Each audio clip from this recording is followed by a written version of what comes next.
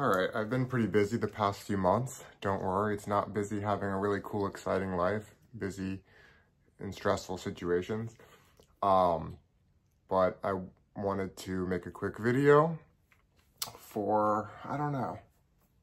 Why do I always, every time I make a video now, I want to know the reason why I'm doing it. But what do I want to talk about? I wanted to talk more, I don't remember. My last video was nihilistic something, blah, blah, blah. But so back to sort of, not really necessarily nihilism per se, but just the big picture of life, which I guess in my view is nihilism, but existentialism, whatever.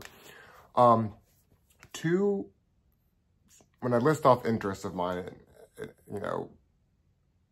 it's always psychology and philosophy always make the list. And I was just thinking, what are these things? What is psychology? What is philosophy?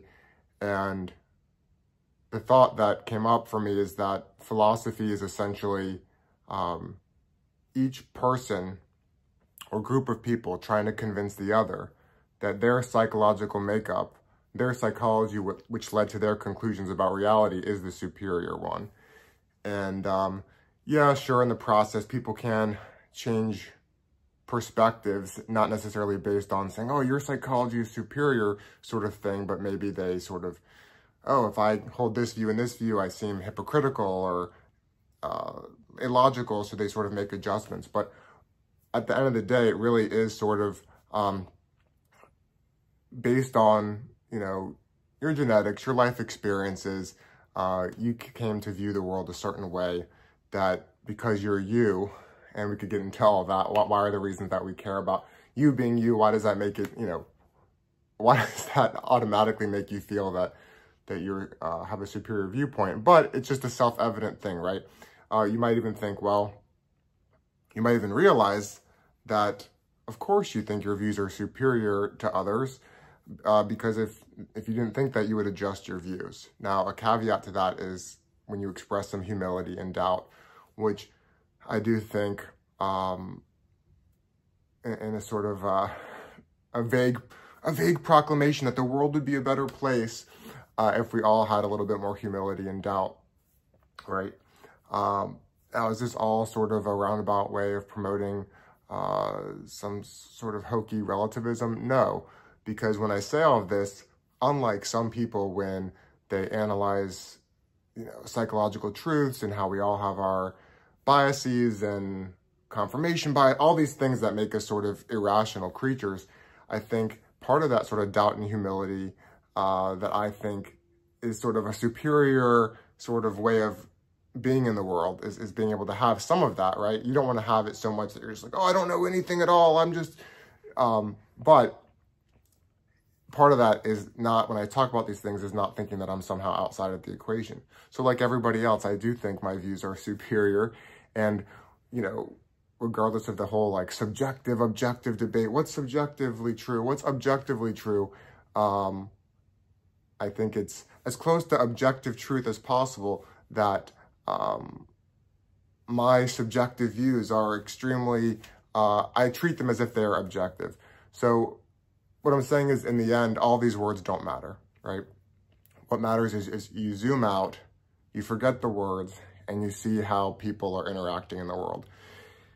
Obviously, most of us don't have the, we're not necessarily extreme history buffs to understand, or, whatever, experts in all these different fields to have a full picture of reality.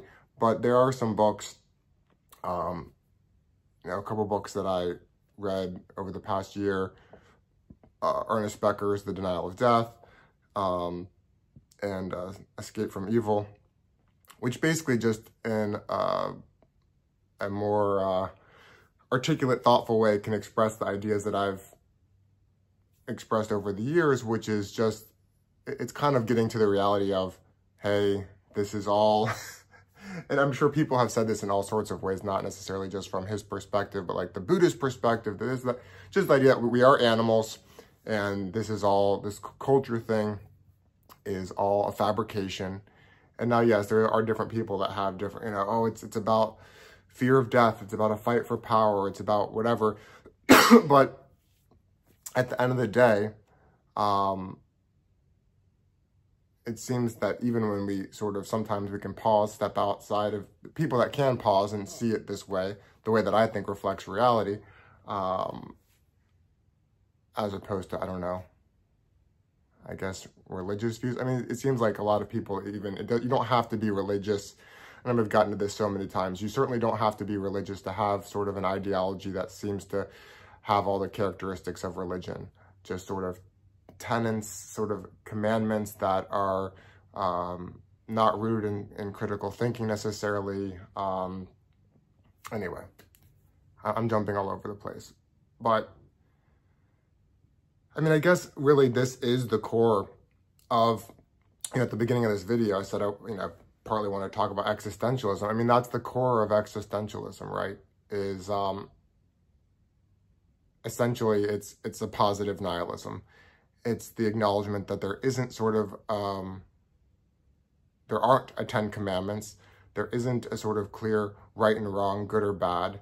Now, people, like I was trying to explain, people, oh, you're saying, torturing animals is not bad. It's really not that. It's that we can all just assert things, right? And we can assert things with varying levels of passion and conviction and how seriously we take them. And it doesn't have to be rooted in sort of, well, I care about animal suffering because through philosophical terms, I've defined it as objectively true or objectively immoral, and that's not really how the real world plays out anyway for 99% of people, right? Now, some people, yes, I guess I would say almost it's like smart people confuse average or stupid people by using words, tangling them up, and then getting them to sort of agree to stupid things because they get lost in the word salad.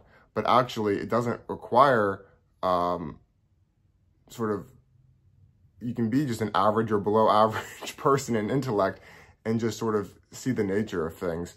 Or just know what you care about, know how things affect you, know to what degree you care about suffering in the world and which suffering sort of strikes you as more or less serious and how that influences your own personal actions or what you wish of the world through politics or whatever else. But, it's like at the end of the day, I guess what I'm getting at with the existentialism thing is, it's just the thing I've said so many times. No one can tell you, this is the whole, connecting back to the whole, I've talked so much about advice and how I'm allergic to advice. No one can really, advice, if you're actually a person, of course, I believe, if you're actually a person who questions things, the only advice that someone can really give you that's obviously useful is just if they're a carpenter and you're building a table, right? Things like that.